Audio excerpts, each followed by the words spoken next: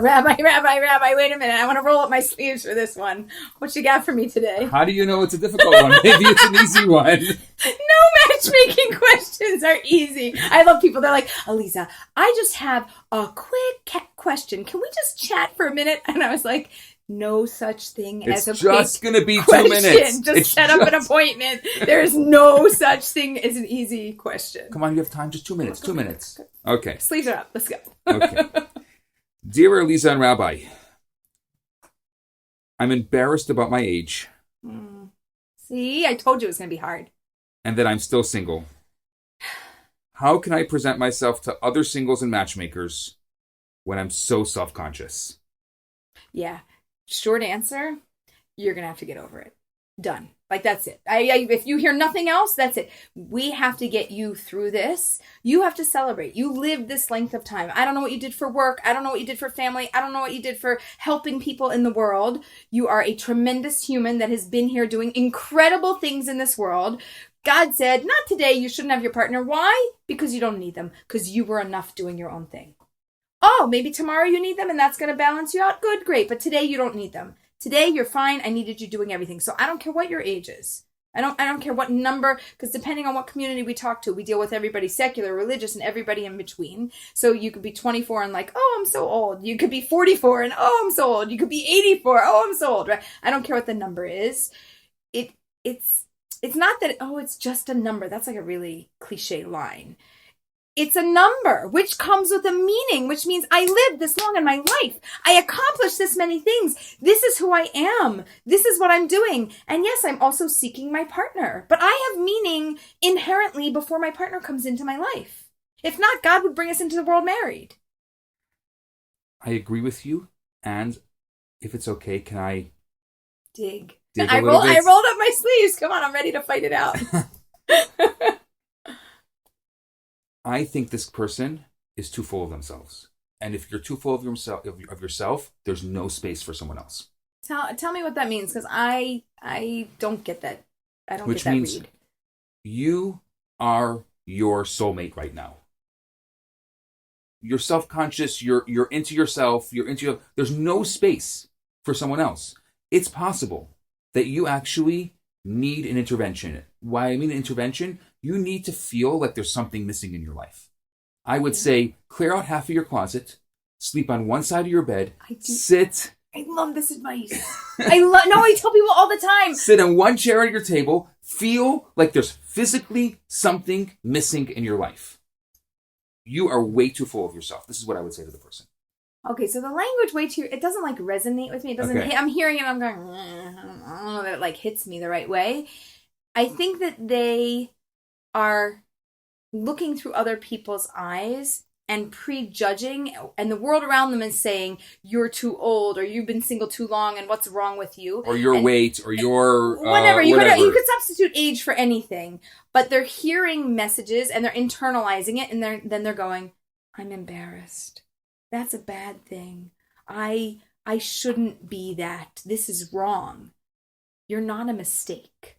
And where you are in your life is not a mistake. And it's not an accident. You chose to be here now.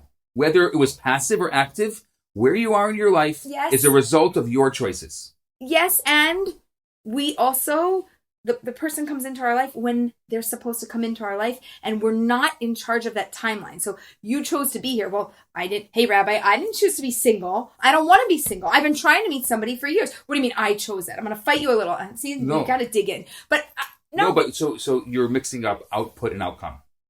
You chose to be here output. Outcome you can't choose. That's your destiny. Correct. So as long as you're making the effort, your only job is to make the effort. What happens as a result of the effort, that's from above. And the right time is the right time because it's determined to be the moment that you need that next thing to happen. So by me... But you can't sit and hide under your covers. I want somebody to wake up and go, I'm 45. I've lived a really good life and I want to look for a partner. I don't want them to go, 45 and I missed the boat. I missed the boat on everything that's happening, and it's terrible, and I'm embarrassed about my age, and how could I be single?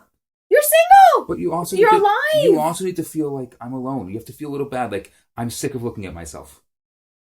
don't know. That just takes me to a dark place. I know. Wow, this one we're knocking heads. That takes me to a dark place. It doesn't feel really great to me.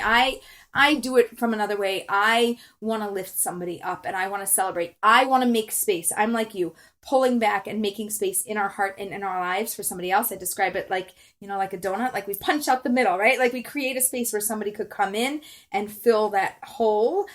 But at the same time, I'm also whole and I can be even more complete with that person there. So there's a completeness to who I am and a greater completeness to who I will become when I'm with my partner.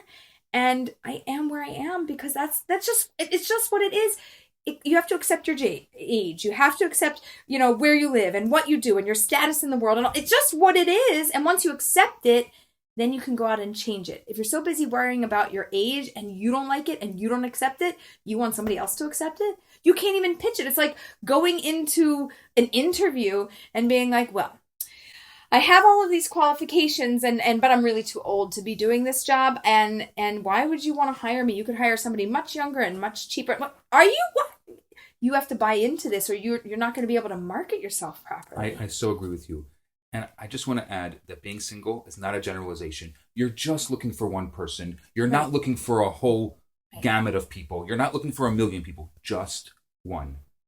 So I know that in general, in the world of singles, there's so much generalizations. And even here we have to generalize because we're not speaking directly to you, even if you think we are. Right. We're speaking to a lot of people. Right, the collective you. And maybe it's nice to know from our experience that a lot of people have this question. This is a very big deal. A lot of people, the only questions we're doing are questions that are really coming from the masses. And this comes up often. And it's difficult and it hurts. It hurts because you haven't accepted yourself and your reality. And you're going to somebody else and going, but you should accept me. I don't accept myself. But if you accept me, life will be better.